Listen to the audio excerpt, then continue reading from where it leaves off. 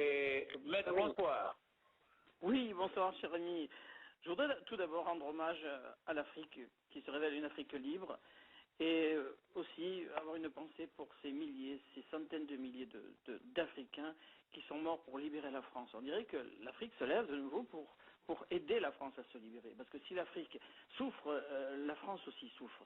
Et dans ce dossier, donc je me rappelle de ce que disait mon père, qui le 19 juin n'avait pas repris le combat, mais se battait encore à Bourmont, où le ministre de la Défense est venu inaugurer un monument à la première division d'infanterie coloniale. Bon, pour tous ceux qui savent, au-delà des mots proprement dit, ce que c'est, ça veut dire que ces Africains dont les Allemands avaient très peur, les Allemands les appelaient la division du diable, hein, Teufel Division. Eh bien, ces Africains, ils se battaient encore le 19 juin. Alors, un certain De Gaulle disait qu'il fallait reprendre le combat, mais les Africains du 14e régiment de tirailleurs sénégalais, eh bien, se battaient contre l'occupant. Donc, je voulais d'abord commencer par rendre un hommage à tous ces Africains qui ont été emprisonnés, qui ont été blessés, qui sont morts pour défendre la France. Je considère que si nous-mêmes, nous avons été colonisés par les Romains, nous avons appris d'eux, et de notre côté, donc nous savons ce que c'est qu'avoir été colonisé, mais une fois que les choses sont faites, il peut y avoir une bonne entente. Et là, je vois encore que l'Afrique, par la voie des ondes, c'est un paradoxe, hein, c'est derrière un micro que nous défendons tous la France. Car quel intérêt avons-nous, nous, actuellement, dans ce contexte, petit David face au grand Goliath, à se heurter, à nous heurter non pas contre un chef d'État, mais contre des chefs d'État qui, on le voit dans l'actualité, sont renforcés par un pouvoir militaire. Bon. Donc c'est pour le principe, c'est pour l'honneur. Eh bien, comme l'ont fait ces combattants, et je rends aussi hommage à mon père qui était africain, puisque mon père était né au Maroc, moi je suis né moi-même en Guinée, dans le Fouta Djallon, j'habitais au Bénin, j'habitais à Ouida, entre autres.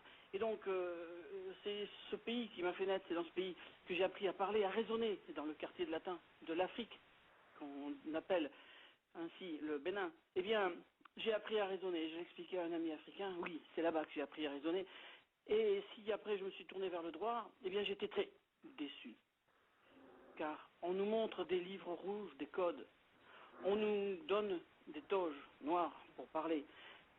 Mais cela arrive, on le sait. Je ne fais pas de diffamation. Je ne risque rien professionnellement à le dire. On sait très bien qu'il y a des violations du droit. C'est du plus petit au plus grand qu'on voit des violations du droit. Et alors, cela, ça nous a amené, vous savez que quand on est avocat, on doit défendre la veuve et l'orphelin. Je dirais que c'est un choix qu'on fait quand on veut défendre la veuve et l'orphelin, c'est qu'on ne devient pas riche. Mais après tout, est-ce que ce n'est pas la plus grande des richesses de pouvoir se coucher le soir en se disant qu'on a fait son travail, et un peu comme les militaires grecs au Thermopyle, on peut dire, passant, va dire à Sparte, que nous sommes ici, gisants, pour avoir défendu ces lois. Et donc la défense des lois, elle peut aller très loin dans les brimades ou les difficultés qu'on peut avoir, puisque après avoir défendu la veuve et l'orphelin et avoir fouillé les textes, j'ai découvert que beaucoup de choses qu'on m'avait dites, et genre moi j'ai la culture juridique de Madame Mirella. Elle l'a dit.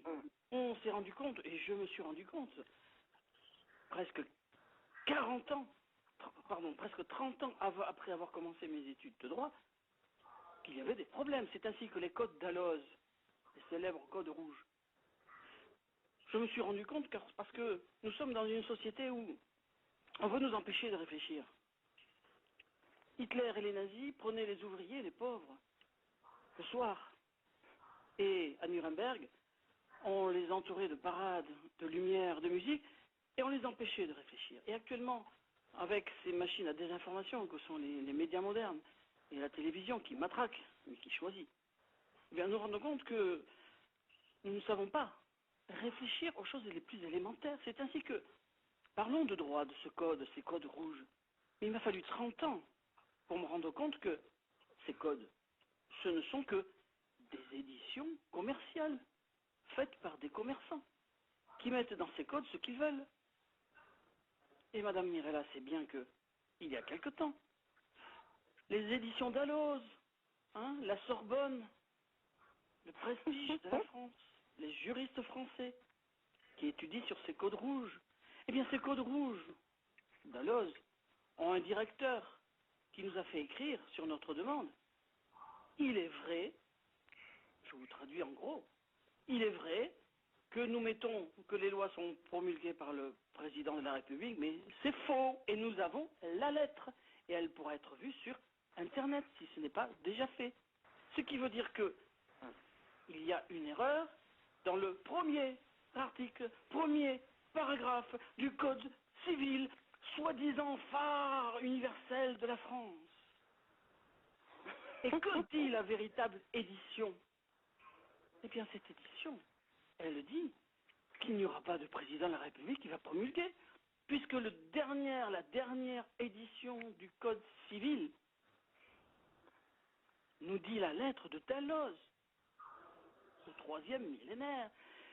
Cette édition de Dalloz, cette lettre de Dalloz nous dit « Nous avons pris la liberté de mettre le président de la République, mais c'est vrai, vous avez raison, nous aurions dû mettre « Les lois doivent être promulguées par le roi ».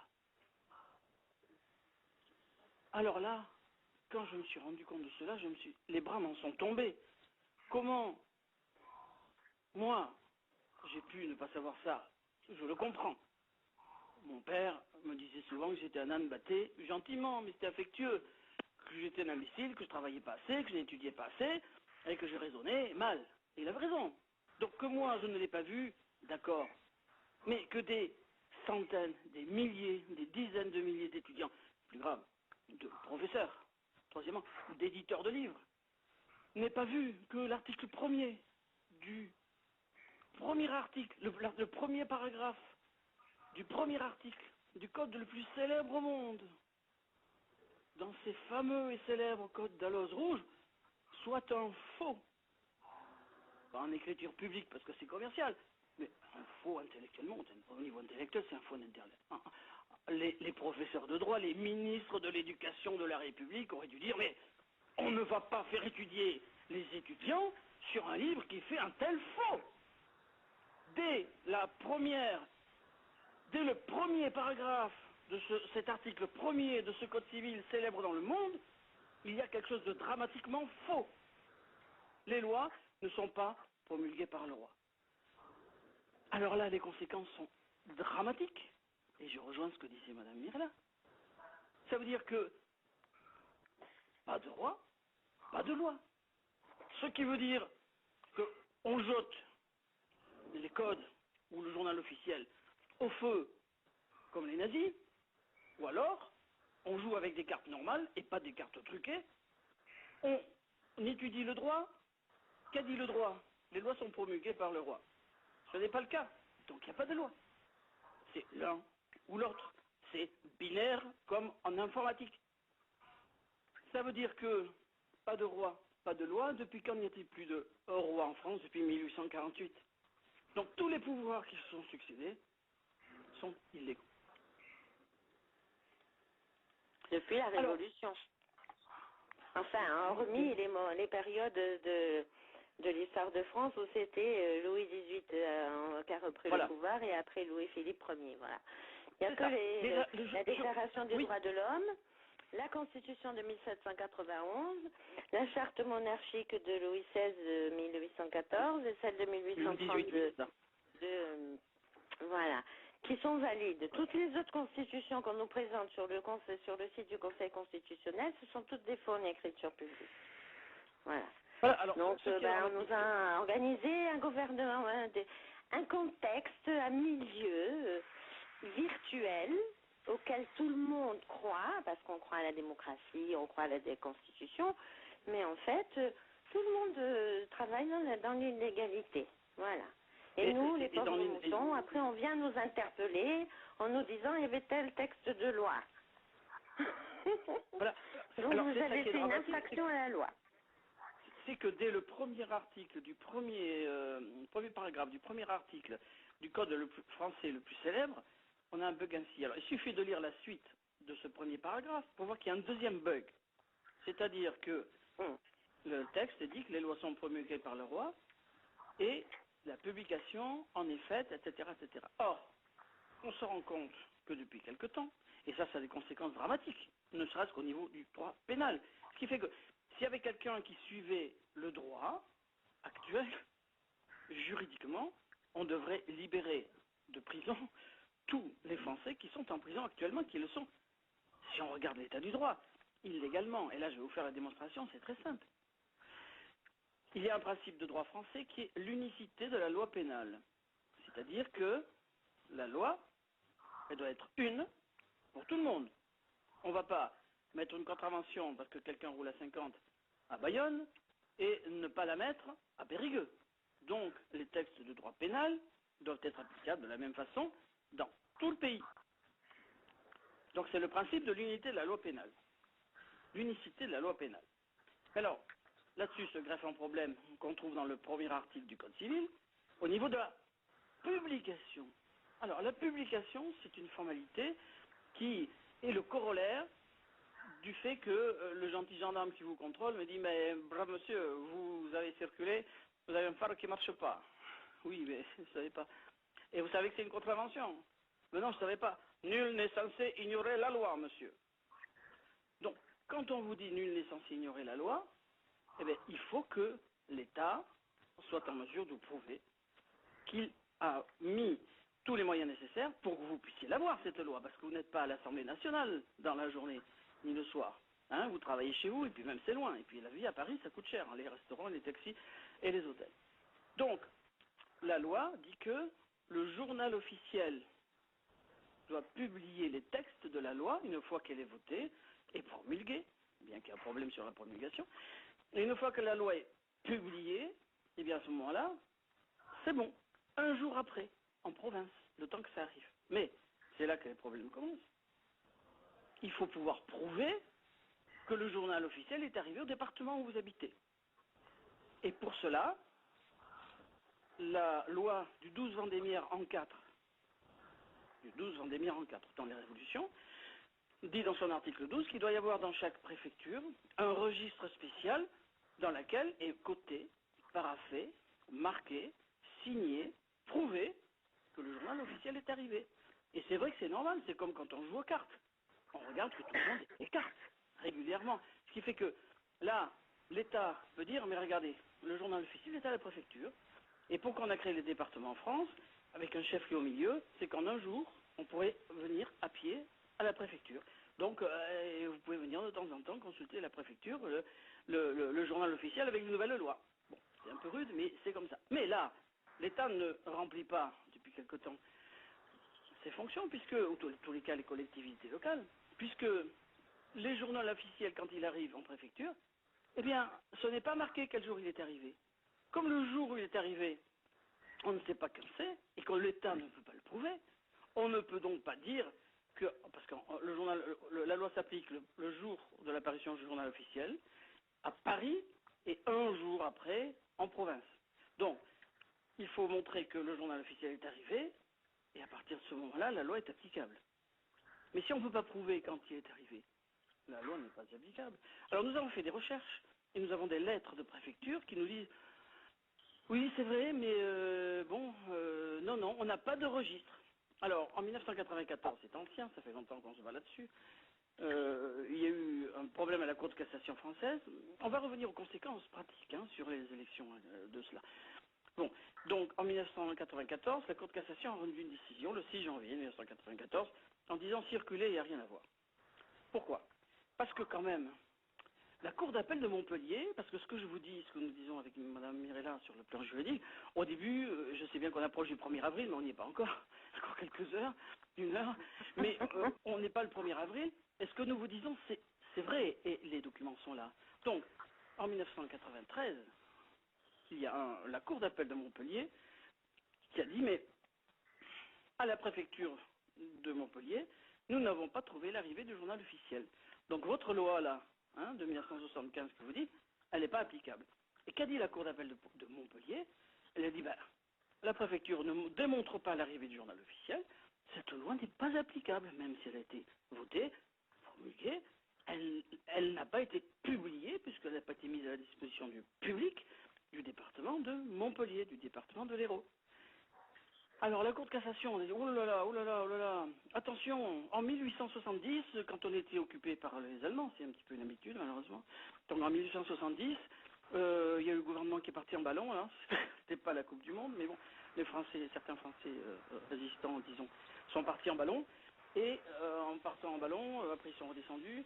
Et on a eu un gouvernement provisoire, on ne sait pas qui l'avait nommé, hein, mais bon, un gouvernement provisoire qui a dit, bon, le journal officiel, il faut qu'il soit publié, mais qui n'a pas rappelé le décret de la loi du 12 vendémiaire en 4 qui disait qu'il fallait avoir un registre. Bon.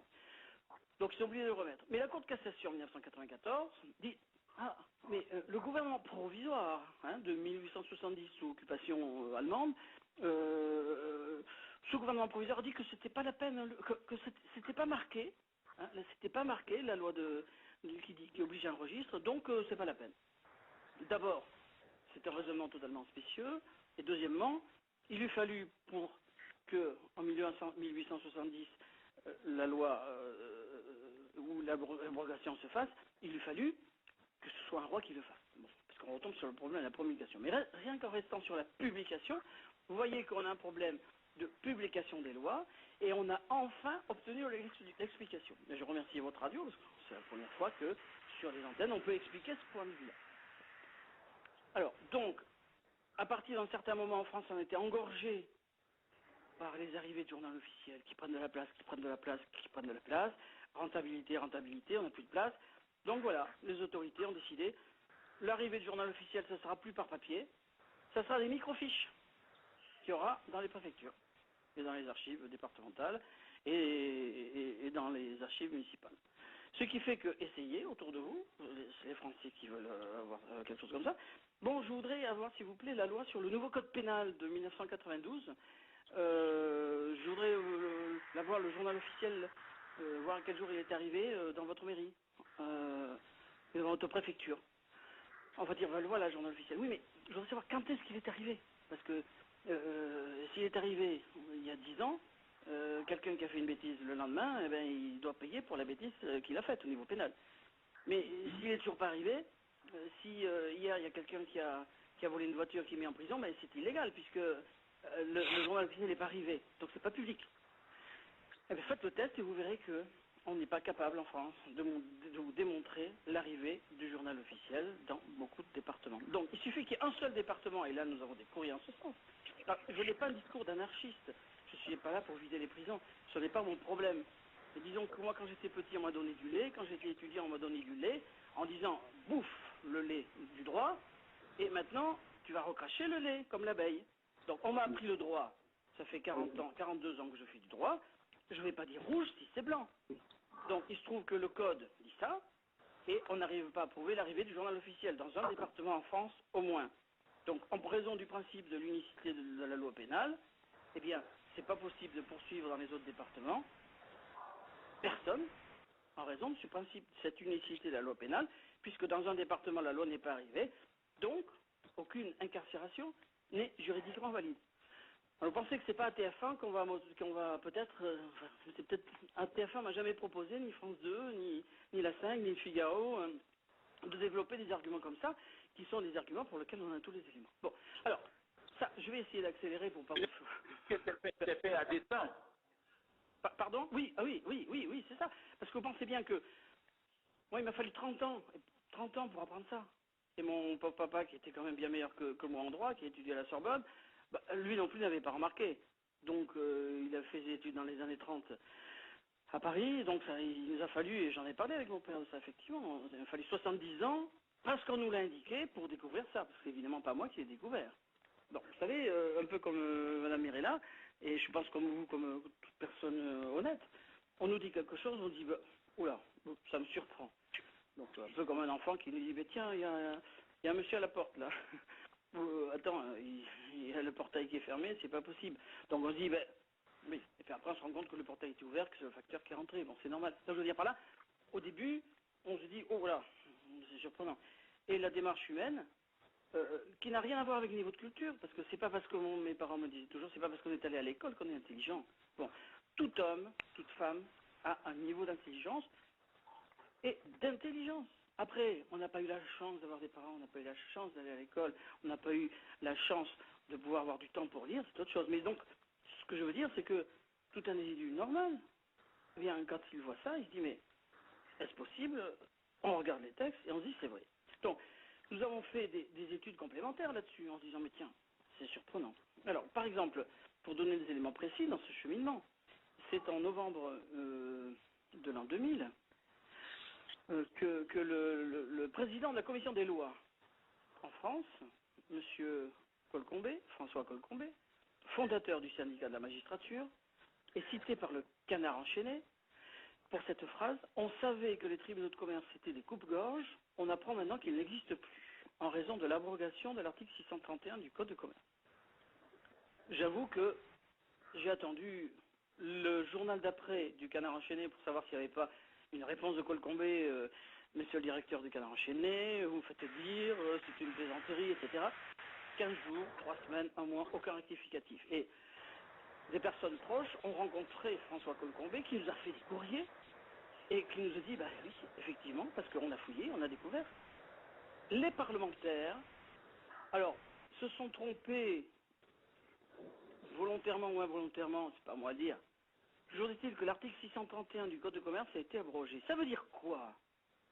Ça veut dire que de 1991,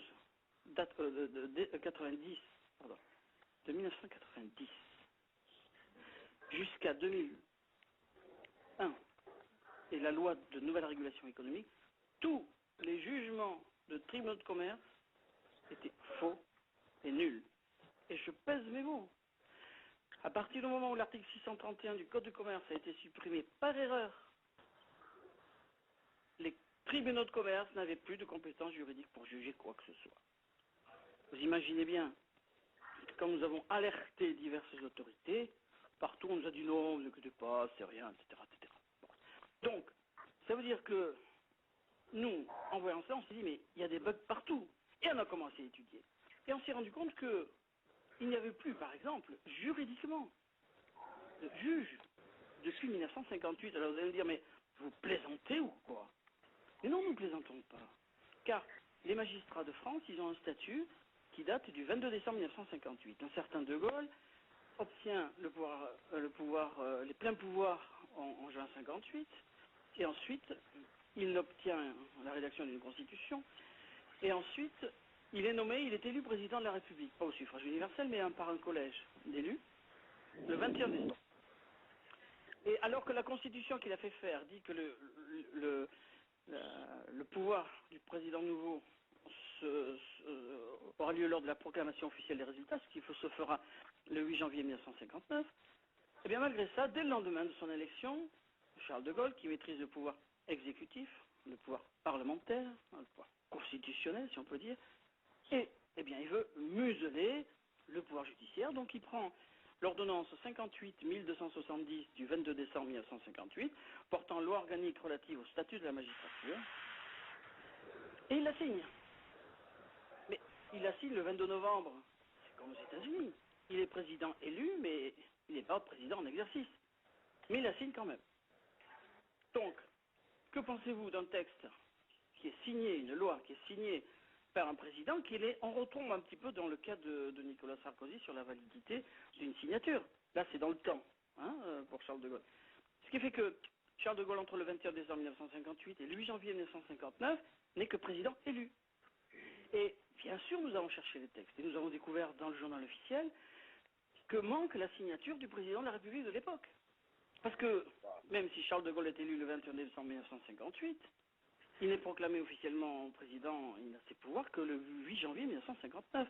Et donc jusqu'au 8 janvier 1959, c'est René Coty qui est président de la République. Donc, mais qui a signé? Un enfant. Qui a signé? René Coty ne l'a pas signé. Et qui l'a signé à ce moment? C'est Charles de Gaulle qui l'a signé, mais il n'était que président du Conseil. Waouh. Et oui, alors ça, il suffit d'aller sur... Comment? Et non. Donc, ce qui veut dire que tous les gens qui ont été... Alors, vous allez dire que je vais très loin, mais arrêtez-moi avant que j'aille si loin. Tous les gens qui ont été condamnés à mort par des magistrats à partir de ce moment-là, qui ont été nommés par Charles de Gaulle à la suite de ce statut, et qu'est-ce qui se passe? Est-ce que c'était légal ou pas? Vous vous rendez compte? Alors évidemment, C'est un discours qui est appuyé sur des documents. Allez sur Légifrance. Vous tapez sur Google. Le gros avantage de la technique moderne, c'est pour ça peut-être qu'on veut nous empêcher d'avoir la liberté sur Internet, c'est qu'on peut aller chercher les documents et voir qui a dit quoi et qui a raison. Donc là, ça veut dire qu'il n'y a plus de magistrats depuis 1958.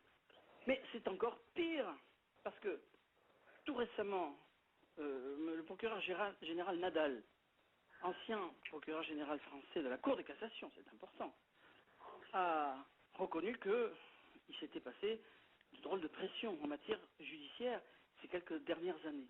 Mais il y a quelques mois, ce même procureur général, en exercice, M. Nadal, a dit textuellement « Le parquet général est en état de coma dépassé ». Parce que, à force de sortir ces arguments, de sortir cela dans les procès, eh bien, nous avons réussi à faire connaître la réalité. C'est-à-dire que le parquet, les procureurs de France, ne sont pas une autorité judiciaire régulière qui a des pouvoirs indépendants. Et c'est pourquoi? Parce que des avocats sont allés très loin. Et il y a une avocate à qui on a fait des ennuis, qui s'appelle France Moulin. Eh bien, elle a eu tout plein d'ennuis, elle a continué. Vous savez, c'est la détermination qui compte. Tout ce qui ne m'abat pas me renforce. Et donc, c'est elle qui a fait gagner à la Cour européenne des droits de l'homme. Et c'est ainsi que la Cour européenne des droits de l'homme a dit dans un arrêt, les procureurs de France ne sont pas une autorité indépendante. Donc vous voyez que, à la fois depuis 1958, sur le défaut d'existence légale de ce statut qui n'est pas signé par le président de la République de René Coty, jusqu'au statut des magistrats, on a déjà des bugs partout. Et alors, qu'est-ce qu'il y a de grave dans ce que je vous dis à propos du statut des magistrats, eh bien, et de l'indépendance des procureurs de la République? On pourrait penser qu'on s'arrête là. Mais non. Parce qu'en fait, dans le discours que nous avons avec Mme Mirella, c'est partout qu'on arrive au même chemin et à la même conclusion. Toutes les institutions, et monsieur, vous l'avez très bien compris en disant que c'est un problème qui est évoqué aujourd'hui de M. Sarkozy, mais c'est un problème qui est évoqué des institutions françaises. Et toutes sont vérolées. Pratiquement toutes. Et par voie de conséquence, mais il y en a une qui a une incidence sur l'autre, l'autre aussi, mais elles ont toutes un problème à la base, ou presque toutes. En tous les cas, donc, pour continuer ce raisonnement, à propos du procureur de la République. Le procureur de la République n'étant pas une autorité indépendante, pourquoi? Parce que c'est une réalité, mais parce que le statut des magistrats de 1958, outre le problème qui n'est pas signé par le président de la République de l'époque, René Coty, qui était avocat, et qui a peut-être fait exprès de ne pas le signer, parce qu'il savait que c'était une violation élémentaire du droit. Donc, ce statut dit en son article 5 que les procureurs de la République travaillent sous l'autorité et la surveillance, enfin c'est à peu près ces mots-là, du ministre de la Justice. C'est-à-dire que les procureurs, ceux qui lancent l'enquête, ceux qui font les réquisitoires pour quelqu'un, ceux qui lancent, qui contrôlent beaucoup de choses, les procureurs de France dépendent, d'après leur statut, du ministre de la Justice, qui est le pouvoir exécutif. Mais alors, rappelons-nous l'autre chose, c'est que dans le préambule de la Constitution de 1958, on reprend la Déclaration des droits de l'homme, qui est un principe supraconstitutionnel, c'est-à-dire au-dessus de la Constitution, au-dessus de toutes les lois. Et que dit cet article 16 de la Déclaration des droits de l'homme? Si vous allez à Bordeaux, vous verrez sur les portes de la cour d'appel, c'est gravé dans la vitre. 16. Une nation où la séparation des pouvoirs n'est pas assurée n'a pas de constitution. Tout à fait. Alors, ça veut dire qu'un enfant de 4 ans, et j'ai un enfant de 4 ans, je l'explique, dis-moi. Les magistrats, les juges, ils dépendent du ministre. Et la Déclaration des droits de l'homme dit, si on n'a pas de séparation du pouvoir, c'est-à-dire que si un juge dépend, si un pouvoir des juges dépend du pouvoir du ministre, il n'y a pas de constitution. Donc, est-ce qu'il y a une constitution? Non, il n'y en a pas. L'enfant de 4 ans va me dire, mais non, il n'y a pas de constitution, papa. Je vais lui répéter une deuxième fois. Il dit, papa, je t'ai dit, il n'y a pas de constitution. Voilà. Et je voudrais faire juste une petite aparté par rapport à ça, si vous permettez, maître. Quand vous avez un président de la République qui n'existe pas à l'état civil, qui a lui-même choisi un Premier ministre, qui a constitué son gouvernement, Est-ce qu'on peut dire que nous avons un gouvernement? Est-ce que nous pouvons dire que nous avons un Premier ministre? Est-ce que nous pouvons dire que nous avons un ministère de la Justice? Ben non, quand ils ont été choisis... Comme on dit chez les militaires, la chaîne du commandement est coupée. Puisque celui Mais bien sûr, puisqu'il n'a pas été élu légalement, puisqu'il n'existe pas, aujourd'hui en France, nous n'avons aucun gouvernement légitime, à part un gouvernement virtuel, fantôme. Voilà. Et bien encore moins le ministre de la Justice qui signe aussi pour les mutations des magistrats. Qui c'est qui signe? Parlez-nous un petit peu de toutes, justement, tout à l'heure vous évoquiez les publications, notamment pour les lois et puis pour les mutations des magistrats, qui sont publiées au journal officiel. Comment peut-on avoir la preuve? Pas écrit, puisque sur ces publications au journal officiel, il n'y a pas de signature, il y a simplement président de la République Nicolas Sarkozy qui n'existe pas, François Fillon qui n'existe pas, parce que si Nicolas Sarkozy n'existe pas, il n'existe pas, et Michel Barrier, ministre de la Justice, qui n'existe pas, parce que si le président de la République n'existe pas, les autres n'existent pas. Comment peut-on avoir la preuve formelle? Mirella, je ne dirais pas tout à fait ça, je dirais que ils n'ont pas de pouvoir. Ils existent, si vous voulez, mais ils n'ont pas de pouvoir. Aucun pouvoir. Voilà, c'est ça. Ils existent en tant que personne, quoi. Voilà.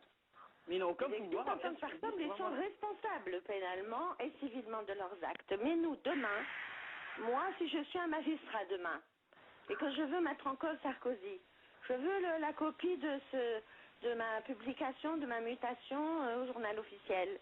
J'exige les signatures de M. Nicolas Sarkozy, de François Fillon et de M. le ministre le garde des Sceaux. Alors, comment on peut les avoir?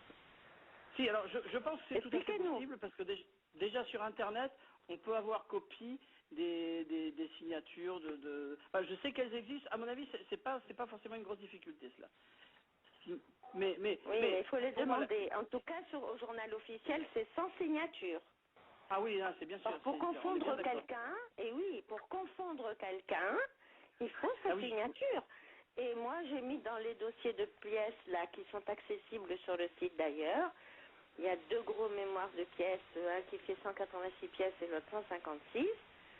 Il y a beaucoup de courriers qui sont signés Nicolas Sarkozy, y compris des courriers officiels, les mutations Nicolas Sarkozy, les modifications de la Constitution Nicolas Sarkozy, tout ce qu'on a qui a été signé. Donc, dans la règle ici, tout ce qui a été, les lois qui ont été promulguées, y compris la dernière, là, ils ont même autorisé les gendarmes à tirer avec des pistolets, des vrais pistolets, sur les vraies armes, sur les manifestants. Toutes ces lois-là, elles doivent être abrogées. Oui, mais elles ont été signées par quelqu'un qui n'existe pas, sa signature n'est pas valable juridiquement. Madame Mirella,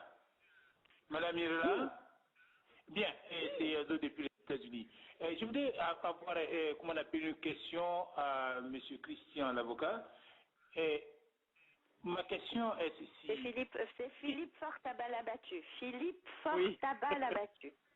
Ah, c'est Philippe Fortabat. Ok, non, c'est Labattu, oui, Labattu, Fortabat-Labattu. Fortabat-Labattu, voilà. Ok, non, c'est pas Christian, c'est Philippe. Voilà, oui. Oui, Philippe. Ok, d'accord, ok, c'est bien. Et ma question est la suivante. Quand on permet à quelqu'un de se présenter sur le nom que les gens connaissent, est-ce que ça lui donne le droit de signer à ce nom-là sur les documents? Ou bien il doit signer avec le document, du moins c'est le nom,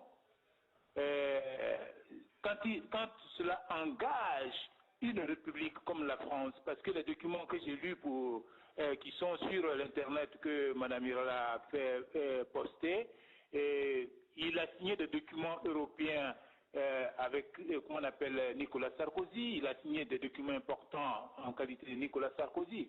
Pourquoi n'avait-il pas signé? Est-ce que la loi lui permet de faire cela? Ma question.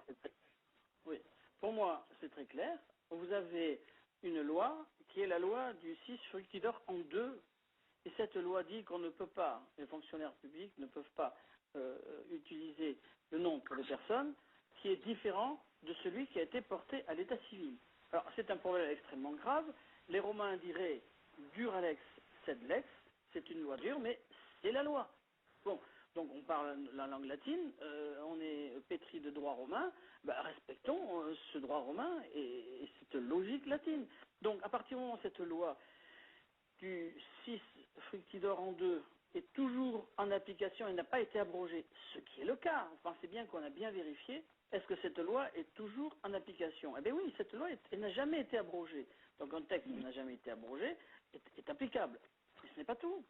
C'est que la Cour de cassation, qui est quand même le plus grand organisme de contrôle judiciaire et qui donne son avis sur les problèmes les plus ardus, la Cour de cassation française, le 6 février 2001, a rendu une décision en disant la loi du 6 fructidor en 2 est toujours applicable et compte tenu qu'on n'a pas utilisé le nom qui était à l'état civil, eh bien, les poursuites fiscales sont annulées.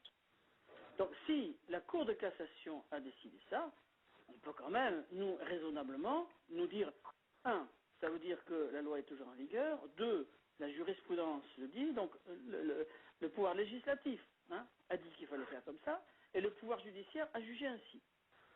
Alors, il ne faut pas cacher qu'une partie aussi difficile a fait que, aussitôt, on a trouvé une autre chambre, parce que la Cour de cassation est divisée en plusieurs chambres.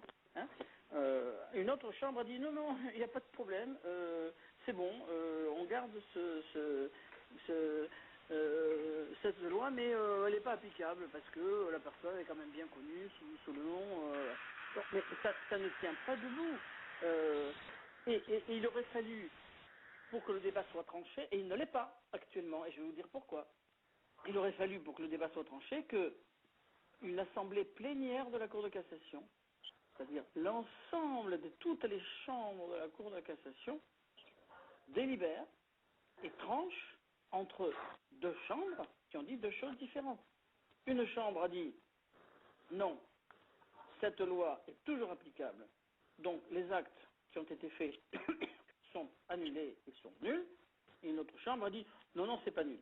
Donc il aurait fallu qu'une assemblée plénière tranche, mais en tous les cas, ce qui veut dire que tant que c'est pas tranché ainsi, et puis même au sens commun, eh bien, c'est la logique de base, là encore d'un enfant de 4 ans, à qui on dit, voilà, la loi de la maison, c'est de ne pas manger de bonbons, plus de 3 bonbons. Bon, on va lui dire, non, on est obligé de raisonner en langage d'enfant de 4 ans, parce que les gens qu'on a en face nient l'évidence.